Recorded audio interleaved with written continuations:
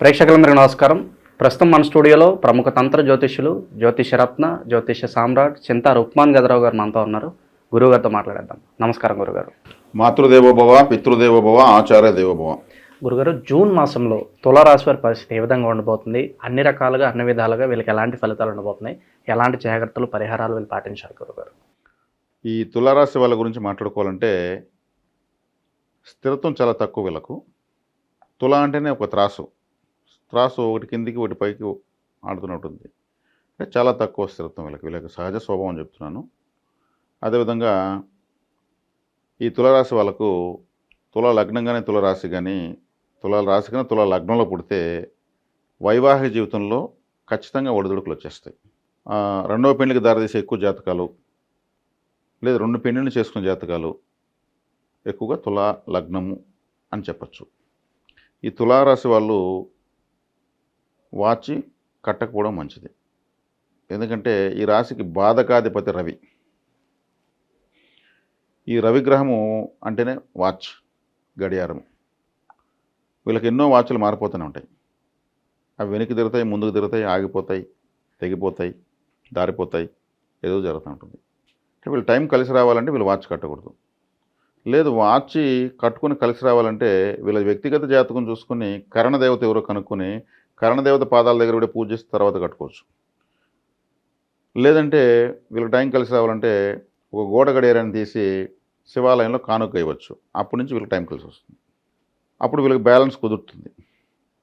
కాబట్టి వీళ్ళకి వ్యక్తిగత జీవితంలో వైవాహిక సమస్యలు ఎక్కువ ఉంటాయి, స్థిరత్వం ఉండదు. వీళ్ళకు వాచ్ కట్టకూడదు. తండ్రితో ఆటోమేటిక్గా కొన్ని వివాదాలు ఖచ్చితంగా ఉంటాయి. అంటే తండ్రికి వీళ్ళకు ఒక విధంగా సెట్ కాదు. రవి అంటే బాధకాధిపతి కదా, తండ్రి వల్ల బాధపడే జాతకులు అని చెప్పచ్చు. కాబట్టి సహజంగా తులారాశి వాళ్ళకు ఇవి సింపుల్గా కొన్ని ముఖ్యమైన విషయాలు. ఈ సంవత్సరం జూన్ నెల 2020 సంవత్సరంలో వీళ్ళకి ఎలా ఉందంటే చాలా చాలా బాగుందని చెప్పచ్చు. మంచి ఫలితాలు ఉండబోతున్నాయి. మంచి ఫలితాలు. ఈ రాశిలోనే వచ్చేసి పొందేటువంటి శనేశ్వరుడు 6వ ఇంట్లో దిగ్బలాన్ని పొందాడు. ఈ రాశిలోనే 4 పాదాలు కలిగినటువంటి స్వాతి నక్షత్రానికి అధిపతి రాహు గ్రహము పంచమంలో మూల త్రికోణంలో ఉంది. ఈ రాశికి సహజ సిద్ధంగా గోచారంలో భాగ్యస్థానంలో యోగించేటువంటి గురువు భాగ్యస్థానంలో ఉన్నాడు. ఇక లాభస్థానంలో కేతు వచ్చాడు. అంటే ప్రధాన గ్రహం 4 ఒక రేసు గుర్రాలాగా రెడీగా ఉన్నాయన్నమాట. అది ఫైటర్ జెట్స్ లాగా. అంటే శని బాగున్నాడు, రాహు బాగున్నాడు, కేతు బాగున్నాడు, గురువు బాగున్నాడు. రాశిని గురువు చూస్తాడు. యాక్చువల్గా ఈ రాశికి 6వ ఇంటివాడు గురువు. ఈ రాశికి మంచివాడు కాదు. గురువు రవి వీళ్ళు మంచివాళ్ళు కాదు. కానీ గోచారంలో ఆయన శుభఫలితాన్ని ఇవ్వాల్సిందే. కాబట్టి భాగ్యస్థానంలోకి వచ్చాడు కాబట్టి రాశిని చూస్తాడు, విశేషమైనటువంటి చూపుతో చూస్తాడు. ఇక కేతు లాభస్థానంలో, పాపగ్రహం లాభస్థానంలో విశేషంగా యోగిస్తుంది. పంచమంలో రాహువు అదృష్ట స్థానంలో ఉన్నాడు. అది వీళ్ళకు అదృష్టము ఒక విధంగా పరవలు దొక్కుంటూ వస్తుందని చెప్పచ్చు. శని 30 సంవత్సరాల తర్వాత మీనరాశిలోకి వచ్చాడు. 6వ ఇంటి శని మహారాజు యొక్క కారకుడు. కాబట్టి వీళ్ళు దేనికి చింతించాల్సిన అవసరం లేదు. ఏదైనా వ్యక్తిగత జాతకంలో దుర్యోగాలు ఉంటూ దుర్దశలు నడుస్తున్న వాళ్ళు తప్ప మిగతాంతా బాగానే ఉంటారు. ఇక ఎలాంటి వ్యాపారాలు బాగా లాభం చేకూరుస్తాయి అంటారు గురుగారు వీళ్ళకి? వీళ్ళకి ఎలాంటి వ్యాపారాలు అంటే తిరుగుతూ చేసే వ్యాపారాలు బాగుంటాయి. ట్రావెల్ బిజినెస్ పెట్టుకోవచ్చు అంటారా? ట్రావెల్ బిజినెస్ పెట్టుకోవచ్చు. ట్రావెల్ బిజినెస్, టూరిస్ట్ గైడ్లు, అదేవిధంగా డ్రైవర్ ఫీల్డు, స్విగ్గీ జొమాటో కానించి, ర్యాపిడో, ఓలా కానించి, ఊబర్ కానించి, తర్వాత ఇట్లా డ్రైవింగ్ ఫీల్డు, తర్వాత ఫుడ్ రిలేటెడ్. ఆకలి కూడా స్థిరత్వం లేదు కదా, అది ఇంకా ఒకసారి ఆకలి తిరుపతి లైఫ్లో రాకుండా ఉంటుందంటే స్థిరత్వంగా ఉన్నట్టే. అది రోజుకు 3 సార్లు వస్తూ ఉంటుంది ఆకలి. అంటే ఫుడ్ రిలేటెడ్. దాని కారకులు చంద్రుడు, రాహు. చంద్రుడు వీళ్ళకు కర్మకారకుడు, 10వ ఇంటివాడు. ఇంకా లగ్నాధిపతి, రాశ్యాధిపతి శుక్రుడు.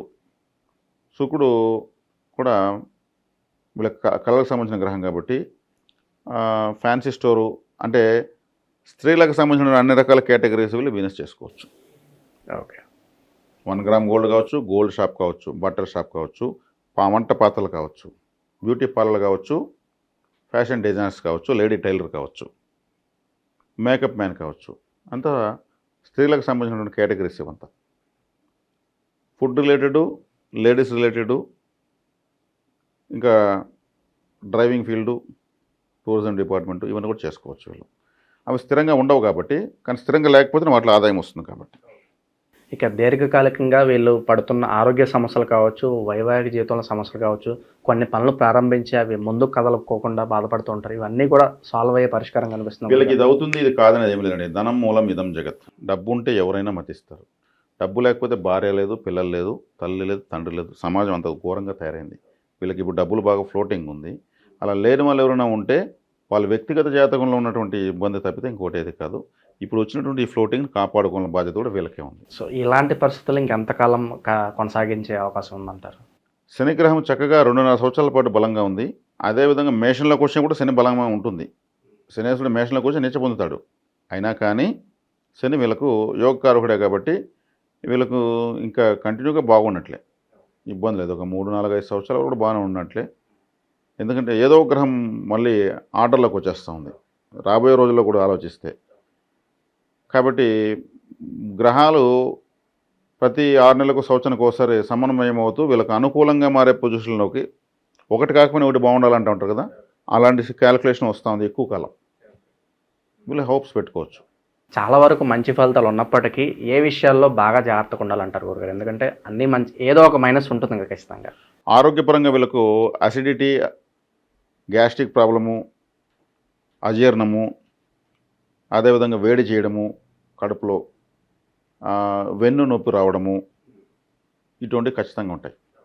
దాంట్లో వీళ్ళు జాగ్రత్త తీసుకోవాలి. వాటికి ఎక్కువగా పెయిన్ కిల్లర్లు వేసారనుకోండి, ఆ నొప్పి తగ్గి ఇంకొక నొప్పి తయారవుతుంది. మళ్ళీ దానికి ఇంకోటి పట్టుకోవాలి. అది తీవ్రమైనటువంటి మరి ఏమంటారు, ఎక్కువ పవర్ ఉన్నటువంటి ట్యాబ్లెట్స్ వేయకూడదు. అది జాగ్రత్త తీసుకోవాలి. వీళ్ళకి జీర్ణ సంబంధమైనటువంటి, శ్వాస సంబంధమైనటువంటి సమస్యలు వచ్చడానికి అవకాశాలు ఎక్కువ. చాలా వరకు మంచి ఫలితాలు ఉన్నాయి కాబట్టి ఈ నరఘోష, నరదిష్టి ఇలాంటివి వచ్చే అవకాశాలు ఉంటాయి కాబట్టి దీని నుంచి తప్పించుకోవడానికి ఏదైనా ఇన్స్టెంట్ రెమెడీ ఉంటుందా గురుగారు? ఖచ్చితంగా ఉంటుంది. నరదిష్టి అంటే ప్రతి ఒక్కరు కూడా వాళ్ళ దిష్టి పెట్టుకోవచ్చు. అద్దం చూసి ఎవరికి వాళ్ళ దిష్టి వాళ్ళకి తగులుతుంది. అద్దంలో పడినటువంటి ప్రతిబింబం మళ్ళీ వెనక్కి వస్తుంది. ఇప్పుడు వీళ్ళు బాగున్నారు కాబట్టి తులారాశి వాళ్ళ వీళ్ళకంతా కూడా మీరు అన్నట్టు నరదిష్టి తగులుతుంది. దీనికి దిష్టి తీసే విధానాలు చాలా ఉన్నాయి. గుమ్మడికాయ దిష్టి బాగా పనిచేస్తుంది వాళ్ళకి. బూడిద గుమ్మడికాయ తీసుకోవాలి, దాని మధ్యలో ఒక పీస్ కట్ చేయాలి, వీళ్ళ ఎడమకాల కింద మట్టి దాంట్లో వేయాలి, వీళ్ళ సమస్యలు ఏదైనా ఉంటే రాసి స్లిప్లు దాంట్లో వేయాలి, ఒక 2 పచ్చిమిరపకాయలు పెట్టాలి, దాన్ని మూత పెట్టి కాటుకుతో గుమ్మడికాయ మొత్తం చుక్కలు పెట్టి కర్పూరం పెట్టి మంచి మధ్యాహ్నం కానీ సాయంత్రం కానీ దిష్టి తీయించుకొని పగలగొట్టి దూరంగా పారేయాలి. అలా రోడ్లో వదిలేస్తే ఎవరు దాన్ని దాటుతారో ఆ నెగిటివ్ వాళ్ళకి కనెక్ట్ అవుతుంది. నెగిటివ్ దాంట్లో రిలీజ్ అవుతుంది. దాన్ని బలిచ్చేస్తాం అంటే గుమ్మడికాయ ఒక హత్య చేసినట్టే, దాన్ని కొట్టి చంపినట్టే. దానిలోంచి రిలీజ్ అయిన వ్యతిరేక శక్తి కాబట్టి అయితే డస్ట్బిన్లో కానీ డ్రైనేజీలో కానీ పారేయాలి, ఎవరు తప్పకుండా దాటుకుని. ఇది చక్కగా వీళ్ళకు విముక్తి కలిగిస్తుంది. చాలా వరకు మంచి ఫలితాలు ఉన్నాయి. వీళ్ళు ఏ పని మొదలుపెట్టినా కూడా ఎటువంటి ఆటంకాలు లేకుండా ముందుకు వెళ్ళడానికి ప్రస్తుతం ఉన్న గ్రహస్థితి బట్టి మంచి రెమెడీస్ ఏమన్నా చెప్పండి గురుగారు. వల్ల గుమ్మడికాయ దిష్టి ఒకటి అద్భుతమైన రెమెడీ, ఎప్పటికప్పుడు నెగటివిటీని తీసేస్తుంది. ఆరోగ్యపరంగా తీసుకుంటే జాగ్రత్తలు తీసుకోవాల్సిన జాగ్రత్తలు అసిడిటీ, కడుపుకు సంబంధించినటువంటివి. అది వీళ్ళకి గుర్తించిన వెంటనే డాక్టర్ దగ్గరికి వెళ్ళిపోవడం మంచిది. దానికి సంబంధించిన డాక్టర్ దగ్గరికి వెళ్ళాలి. ఆరోగ్యపరంగా అది, వ్యక్తిగతంగా ఉన్నటువంటి దిష్టికి ఇది. ఇక వీళ్ళు తీసుకుంటే ఇక శుక్రగ్రహము, రాహుగ్రహం కాబట్టి ఈ రాశిలో బలంగా ఉంటాయి కాబట్టి లక్ష్మీదేవి ఆరాధన అంటే తిరుచానూరు పద్మావతి అమ్మవారు, శ్రీరంగంలో రంగనాయకి ఇట్లాంటి దేవతల చోట శుక్రగ్రహ ప్రభావం ఎక్కువ ఉంటుంది. లిక్విడ్ స్వీట్స్ ఎక్కువ తీసుకోవచ్చు. లిక్విడ్ స్వీట్స్ అంటే శుక్రుడే. గులాబ్ జాము, హల్వా, బూందీ, పాయసము, రసగుల్లా ఇవన్నీ కూడా లిక్విడ్ స్వీట్స్. లిక్విడ్ స్వీట్స్కు శుక్రుడు కారకుడు. అదృష్టం పెరుగుతుంది. పర్ఫ్యూమ్ ఒకటి జోబులో వేసుకుని తిరగడం చాలా మంచిది. పర్ఫ్యూమ్ అంటే ఇలా ఉంటుంది, ఒక చిన్నది, ఎక్కువ యూజ్ చేయొచ్చు. శుక్రుడు అంటే పర్ఫ్యూమ్, వీళ్ళు రాసే పెద్ద యాక్టివేట్ అవుతూ ఉంటాడు. ఇది వీళ్ళకి మంచి ఫలితాలు ఇస్తుంది. జూన్ మాసంలో తులారాశి వాళ్ళందరూ కూడా ఏ విధంగా ఉంటుంది, ఎలాంటి పరిహారాలు చేసుకోవాలి, చాలా బాగా వివరించారు గురుగారు. ధన్యవాదాలు. ధన్యవాదాలు.